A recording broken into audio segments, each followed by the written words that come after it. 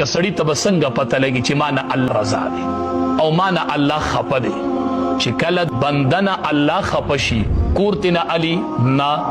گاڑی تنه علي نا جیداد نه اخلاص کی نا بیماری پیراولی نا د الله د ناراستیا دلیل دی چې کله بندنه الله خپشي نو الله تنه د سجدي توفیق والی دی سجده التنده الله ته نه لګي دا د الله د ناراستیا دلیل چې پنځه ټیمه دی الله ته تندې لګي شکر وباسه الله ته خوخي او په دې پنځو ټیمو کې کله لګي او کنه نه لګي پته لګي چې الله ته نه خوخي یو ټیم دی تندې الله ځان ته نه پریدي الله درنه د سحر د مانزه د سجدي توفیق اغسته سحر دی الله تندې ځان ته نه پریدي معلومیږي دا الله درنه خپه شوی چې ستا تندې الله ته نه لګي سلور منزونو کې لګي او د سحر په مانزه کې نه لګي په اعمالو دې لږ سوچ وکړه لږ فکر وکړه الله درنه خپه دی چې په څه وجه خپه دی چې تندې دې الله ځان ته نه پرېږدي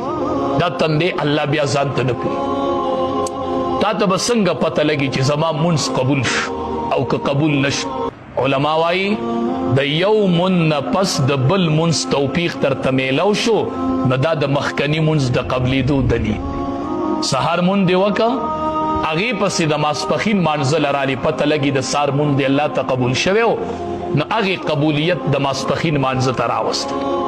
یو مونږ دی او کو بل نکیږي پته لګي چې دا مخکنی مونږ دی الله ته نه دی دا د سحر مونږ چې مونږ نکو په دې لګ غور وکي ټول غور وکي خپل گریوان کې ار یو تن ته وس پته ولګي دوه کمای بکیږي د اغه د وجه د سحر مونږ د خلقو نه پاتې کی یو خدا چې دا خلق به د ماسختن منځ نه کوي ځکه به د سحر منځ ته نه پاسي ماسختن منځ اونه کې جو الله ولا د سحر د مانزه توفیق ورنکي یا به د ماسختن منځ کوي خو په دې مانزه کې به سکمي دا منځ الله ته نه قبليږي ځکه سحر ته نه پاسي او یا به د ماسختن د مانزه نه پس په ګناه کې مبتلا کیږي چې ماسختن منځ به دې کوي خو د ماسختن د مانزه نه پس په دې څه ګناه کوي د هغه ګناه د وجې نه الله تندې سار ځان ته نه لګي کني دا کېدی نشي چې د ماسختن مونږ سړی وکي او بیا د ګناه اونکي او د دې شي سحر به دې منزله پاسي دا د ماسختن مونږ به سحر منزله پاسي یا خو به دا بنده د ماسختن مونږ نه کوي د سحر ورته توفیق د سجدي نه میلاوي الله ولا توفیق نه ورکوي یا به د ماسختن مونږ کوي خدای نفس په دې څه ګناه کوي چرته د هغه ګناه د وجې نه الله سار ځان ته تندې نه پرېږدي چې کله سړی سحر مانزله پاسي کنه او دس وکي په د شیطان دمونه کړي هغه دمونه ټول ختم شي او دی چې په صف کې ودرېږي اسمان نه یو نور راشي او دته میلو شي ټوله ورځ روښان چې دا سحر مونځ نه کړی دی پاسي د شیطان هغه غوټې ته تاوي نږدې که سم کار کوي نو هغه مران لګي ټوله ورځ بد اوز دا د شیطان هغه دم د دنه تاو دی چې په دې سوچ وکړو چې مونږ ته د سحر د مانزه توفیق نه میلاویږي څه وجه ده ماسختن مونځ کې کمی دی یا د ماسختن د مانزه نه پس په ګناه کې مبتلا کیږو دا به وي خامخا به دا وجهی سړی دی د ماسختن مونځ ښکلی وکړي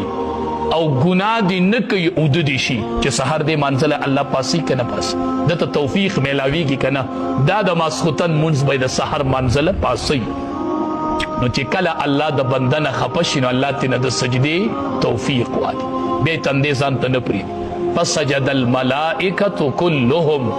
سجده وکړله فرشتو کلهم ټولو وکړله ذهن ته دا سوال راته چې بعضو به کړي او بعضو به نه کړي ډېرو به کړې وه نو الله وی فرشتو سجده وکړه نه وی کلهم ټولو کړي یوه پکې نه وه پاتې شي اجمعون په یېړه یې وکړله په جمع سره نو ذهن ته دا سوال راته چې بعضو به یو ټیم کړي بعضو به بل ټیم کړي الله وی اجمعون په یېړه او په یو ټیم ټولو د الله حکم ومن الا ابلیس مگر ابلیس سجده ونه کړله د زمونږ سره دشمنی شروع شوله دا زمونږ د نیکه د آدم علیه السلام دشمن دی او د هغې وخت نه د انسانانو سره دشمنی ده نو دته دشمن ووایئ او د دشمن تسلیم کا الا ابلیس مگر ابلیس سجده ونه کړله ابا انکار وکړو ان یکون مع الساجدین چې شي دی د سجده کوونکو سره د دې نه انکار وکړو نو د آدم علیه السلام سره دشمنی شروع شوه فرمائی وَإِذْ قَالَ رَبُّكَ ہر کلچ اوی رفستا لِلْمَلَائِكَةِ فرشتو تا انی خالق بشرن چی بے شک از پیدا کوم یو بشر لرا من صلصال د خور ٹنگار کونکنا من حمئ مسنون د خټ زړې شوی بدبودارینا فاذا سویته نو چې کله ز هغه برابر کم ونفخت فيه یو پوکې وکم پاغه کې مر روحي د خپل روحنا فقعوا له ساجدين پس پریوزي تاسو هغه ته سجده کوونکی فسجد الملائکه نو سجده وکړه فرشتو كلهم طول